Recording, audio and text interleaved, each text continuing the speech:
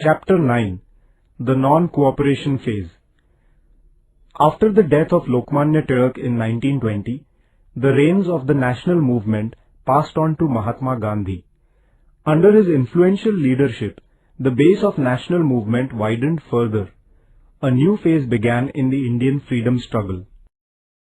Gandhiji's work in South Africa. Gandhiji began his work in South Africa. In Africa, the black people and the Indian residents were subjected to injustice and tyranny by the British government. Gandhiji opposed this injustice and secured justice for the people there by leading them on the path of Satyagraha. Gandhiji arrives in India. In 1915, Gandhiji returned to India from South Africa. He toured the length and breadth of India. He took up the cause of the peasants and workers here. He adopted the novel path of Satyagraha for this cause. Satyagraha. Gandhiji used the novel technique of Satyagraha for the first time in India. Resisting tyranny and injustice by non-violent ways was an important aspect of this technique. To offer resistance of this kind, great forbearance is required. The aim of Satyagraha is to make the person who inflicts injustice on others aware of the truth and justice of the matter, and thus to bring about a transformation in his or her opinion. Gandhiji taught that a Satyagrahi must never resort to violence and untruth. Even an ordinary person can follow the path of Satyagraha. That is why people in India and the entire world chose the path of Satyagraha to resist injustice. Leaders like Martin Luther King in the United States of America and Nelson Mandela in South Africa, who struggled for the rights of the black people, were greatly influenced by this way adopted by Gandhiji.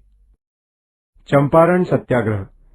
In 1917, the British planters had forced the peasants of Champaran in Bihar to cultivate indigo. Gandhiji did a Satyagraha to resist this exploitation and secured justice for the peasants. Kheda Satyagraha.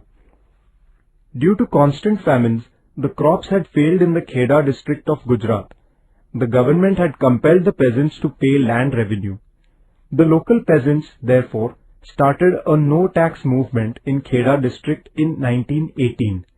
Gandhiji accepted the leadership of this movement. Very soon, the government waived the taxes.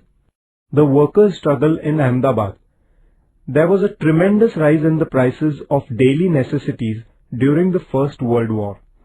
Even then, the mill owners did not increase the workers' wages. This gave rise to discontent among the workers. Gandhiji led the mill workers in their strike and undertook a fast. The mill owners gave in and increased the wages of the workers. Satyagraha against the Rowlatt Act. The discontent against the British government among the Indians was growing day by day. The British government appointed a committee under the chairmanship of an English judge, Rowlatt, in order to check it. The government passed a new act in accordance with the recommendations of this committee. This is known as the Rowlatt Act. The act authorized the government to arrest any Indian without inquiry. There was no appeal against the punishment given under this act. This Black Act enraged the people all over the country.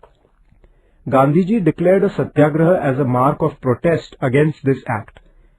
He appealed to all Indians to observe a Hartal on 6 April 1919. The response of the Indian people to this appeal was overwhelming. Jallianwala Bagh Massacre. The struggle against the Rowlatt Act became more intense in the Punjab province. The government resorted to repressive measures. Gandhiji was not allowed to enter the Punjab. General Dyer issued orders banning public meetings in Amritsar. Prominent leaders like Dr. Satyapal, Dr. Saifuddin Kichlu were arrested in Amritsar. To protest against these developments, a meeting was called at Jallianwala Bagh in Amritsar on 13 April 1919 on the occasion of the Baisakhi festival. General Dyer ruthlessly opened unrestrained fire on the unarmed people who had gathered for the meeting. About 400 men and women were killed in the massacre, and hundreds were wounded.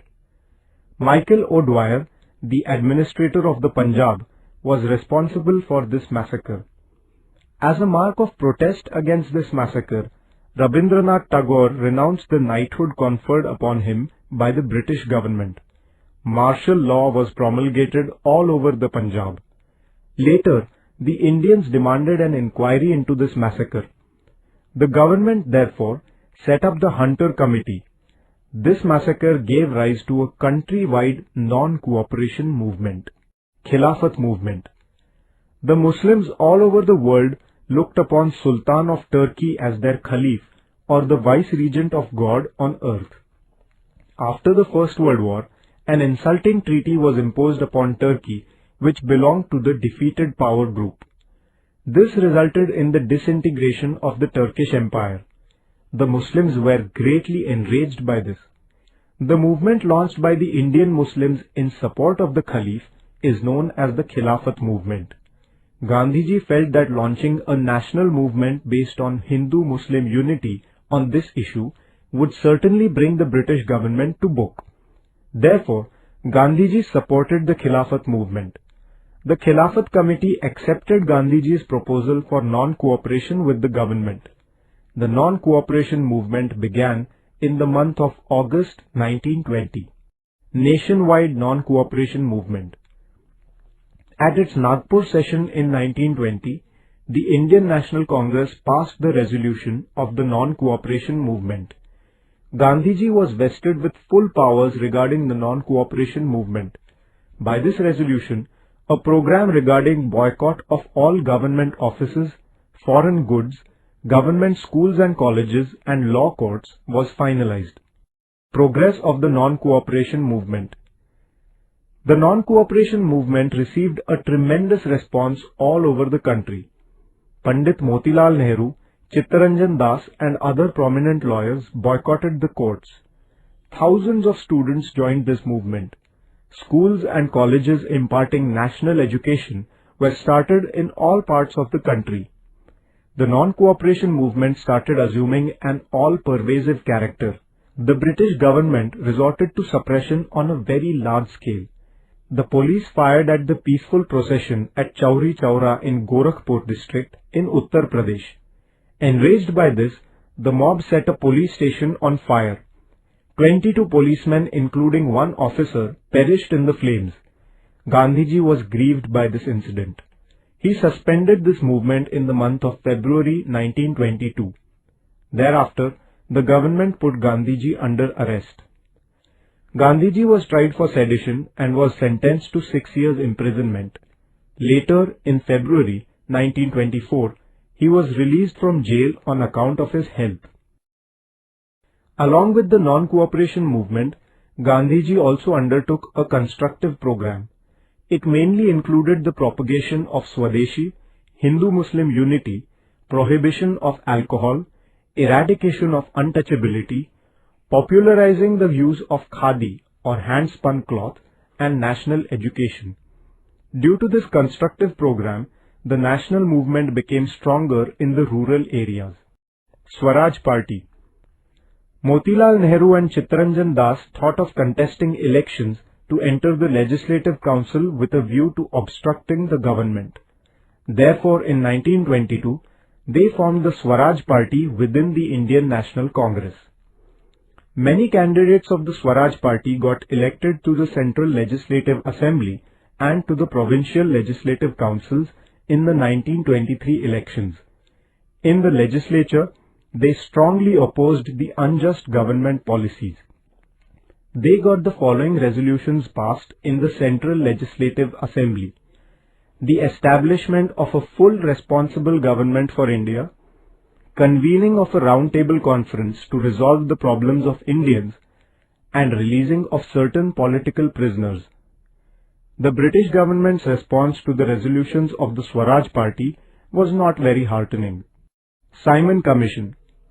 The reforms introduced by the Montague-Chelmsford Act of 1919 were unsatisfactory. Therefore, there was discontent among the people. The government appointed the Simon Commission in 1927. There was not a single Indian member on the commission. Therefore, the political parties in India decided to boycott the commission.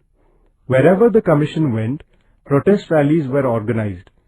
People strongly protested against the commission everywhere, giving shouts of "Simon, go back!"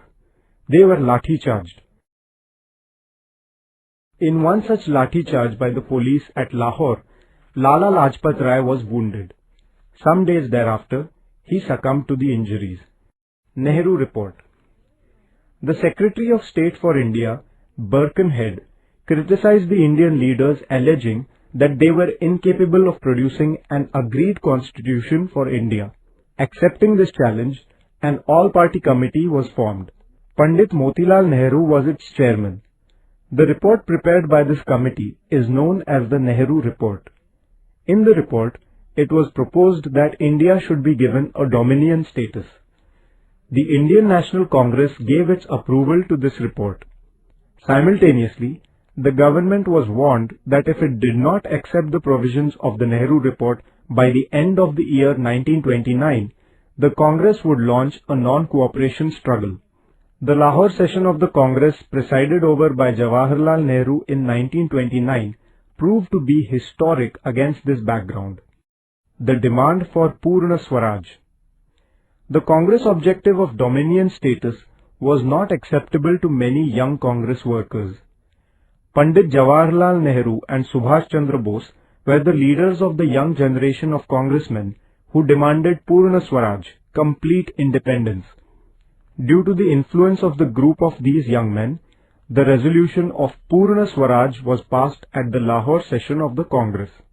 Thereby, the Congress abandoned the objective of dominion status for India. Complete independence became the goal of the national movement thereafter.